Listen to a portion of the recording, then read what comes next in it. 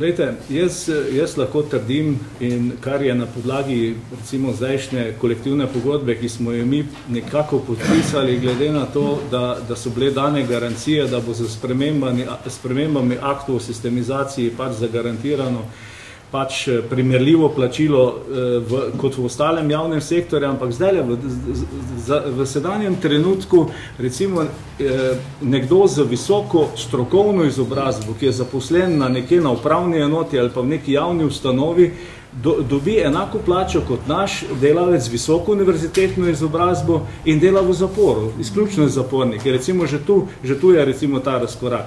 Imamo recimo diplomiranega psihologa, ki ima v danem plačnem sistemu približno za 300 evrov to manjšo plačo kot primerljiv psiholog v šolstvu, vzgoje in izobraževanja. Recimo, če gremo primerjati celo direktorja naših zaporov, vsaka ravnateljica enega vaškega otroškega vrtca ima večjo plačo kot direktor zapora. Tudi generalni direktor uprave za izvrševanje kazenskih sankcij nima nič boljšo plačo. Tako da praktično ves javni sektor je odskočil in jaz mislim, da niso upoštevali te distinkcije, da to je delo, da je to naporno delo, da je to delo, od katerega ljudje pregorevajo, da je to treba nekaj boljše plačati.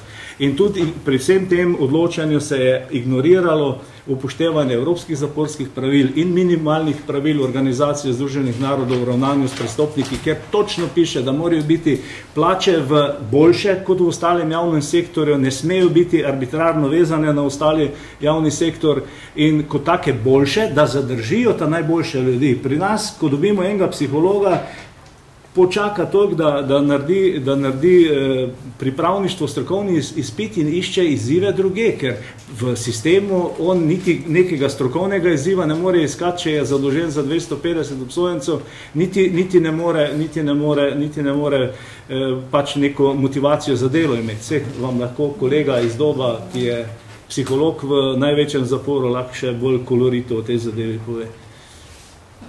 Ja, mogoče. To, kar je kolega povedal, zdaj se dejansko res.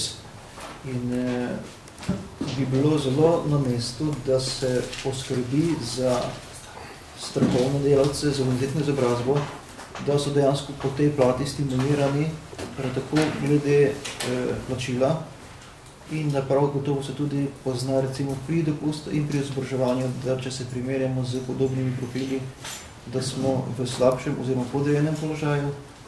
In to so vsekako tisti motivatorji v neki službi, ki posameznika lahko zadržijo. In ravno to je potem tisti neki cilj, da bi ljudje, ki so dalj časa ostali recimo v nekim strokovnem profilu, da se seveda potem skozi ta dalj čas trajajoče delo izobrazijo in na podlagi tega tudi prispevajo k boljši socializaciji. Ker je stvar o tem, da če so ljudje, ki hitro odhajajo iz teh služb, recimo zdaj mislim, da je povprečno profil psihologa v zadnjih 20 letih približno 4 do 5 let, povprečen posameznik toliko dela potem odide, dejansko pomeni to, da se on usposobi za neko delo in potem, ko postane dobro usposobljen, dejansko gre na drugo delovno mesto. Želja oziroma stremenje družbe pa moglo biti k resocializaciji, to pa običajno ljudje znajo, ki so strokovnjaki in dalo časa delajo na nekem delovnem mestu, ne pa zgolj tisti ljudje, ki pridejo sem kot usposobice, potem pa zapustijo to delovno mesto.